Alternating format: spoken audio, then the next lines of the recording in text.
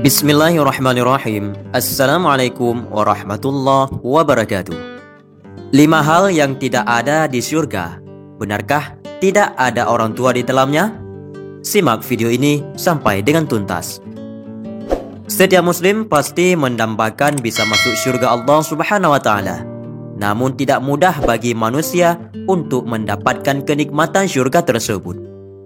Dibutuhkan niat dan perbuatan yang tulus untuk menjalankan perintah Allah Azza wa Jalla dengan menjauhi larangannya dengan sungguh-sungguh. Jika berbicara tentang surga, maka yang terlintas adalah sebuah kenikmatan dan kemewahan yang sangat menyenangkan. Namun ternyata pada halnya dengan segala kenikmatan surga tersebut, ada beberapa hal yang tidak ada di surga. Dikutip dari Bondowoso Network dari kanal YouTube Lensa Aswaja, berikut 5 hal yang tidak ada di surga. Nomor 1, tidak ada sholat. Ulama bersepakat bahwa di surga tidak ada sholat, karena perintah sholat dan ibadah lainnya hanya diwajibkan saja oleh Allah Subhanahu wa taala ketika kita berada di dunia saja. Dan ketika di surga kelak, manusia hanya akan menikmati hasil ibadah dan kebajikan yang dilakukan di dunia. Karena hal tersebut, maka Allah Subhanahu wa taala memerintahkan kepada hambanya untuk melaksanakan sembahyang 5 waktu, yaitu setiap hari tanpa ada sebab ataupun alasan sedikit pun untuk bisa meninggalkannya. Sebagaimana Rasulullah SAW bersabda dalam hadisnya bahwa sholat itu adalah tiangnya agama. Barang siapa yang mendirikan sholat, maka dia yang mendirikan agamanya. Dan barang siapa yang meninggalkan sholat, maka dialah orang yang meruntuhkan agamanya. Ibadah sholat 5 waktu yang Allah perintahkan kepada Rasulullah SAW dan juga kepada hamba-hambanya, itu terjadi ketika peristiwa Isra dan Mi'raj bertepatan pada bulan Rajab, 27 Rajab.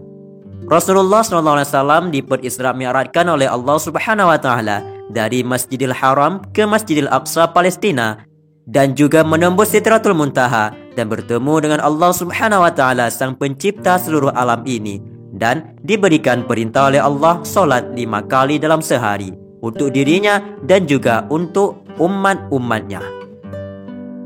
Dan begitu pun nanti di yaumil qiyamah, bahwa solatlah yang pertama kali dihisab oleh Allah Subhanahu wa taala, sebagaimana sabda Rasulullah SAW bahwa solat adalah amal yang pertama kali dihisab oleh Allah Subhanahu wa taala.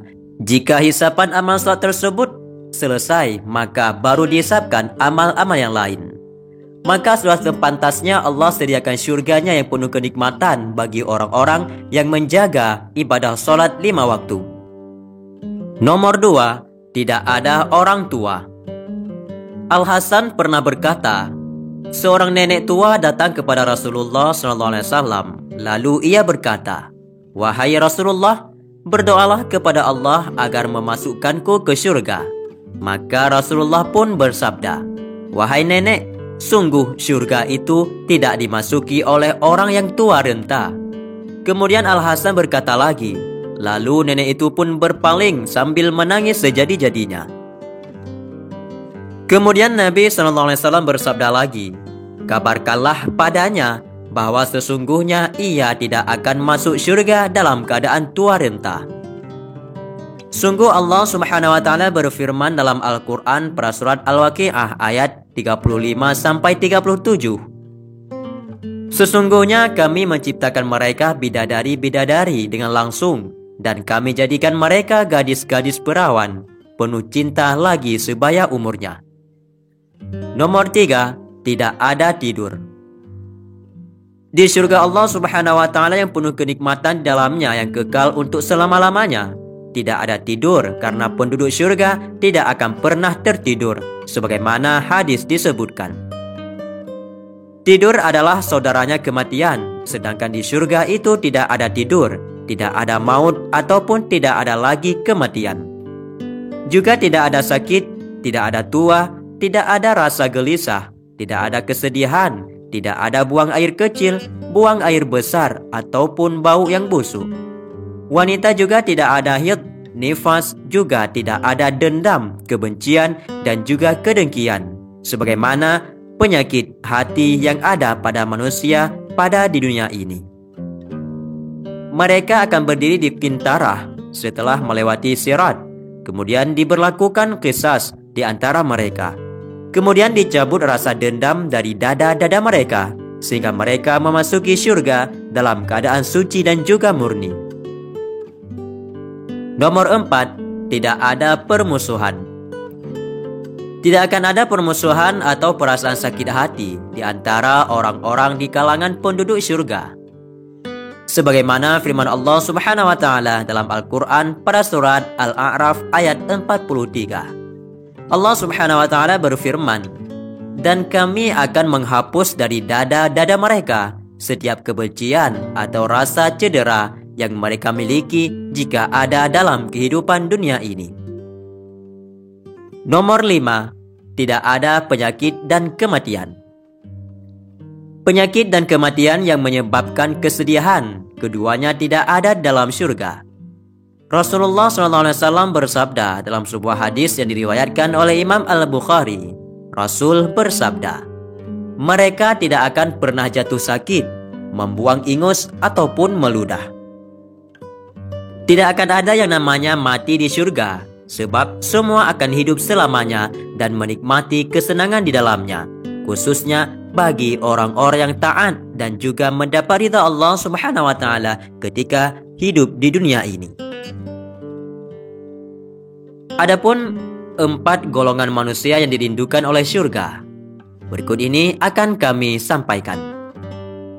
Ada 4 golongan manusia yang dirindukan oleh syurga. Ada 4 golongan manusia yang dirindukan oleh syurga. Dikatakannya bahwa Al-Quran merupakan wahyu diturunkan oleh Allah Subhanahu wa taala pada Nabi Muhammad SAW sebagai pedoman bagi umat manusia. Bahkan begitu besarnya pahala orang yang membaca Al-Quran, sehingga setiap huruf yang dibacanya akan dibalas dengan 10 kebaikan. Adapun 4 golongan manusia yang dirindukan oleh syurga, yakni yang pertama, orang yang senantiasa membaca Al-Quran. Kemudian yang kedua, mereka yang selalu menjaga lisannya. Dan yang ketiga, orang-orang yang memberikan makan kepada orang-orang yang lapar. Dan yang keempat, mereka yang berpuasa di bulan Ramadan.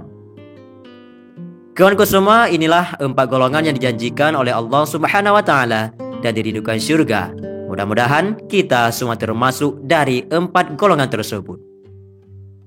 Itulah sekilas tentang informasi pada kali ini. Semoga bermanfaat untuk kita semua dan juga menjadi ilmu pengetahuan yang baru. Wallahu a'lam bishawab. Assalamualaikum warahmatullahi wabarakatuh.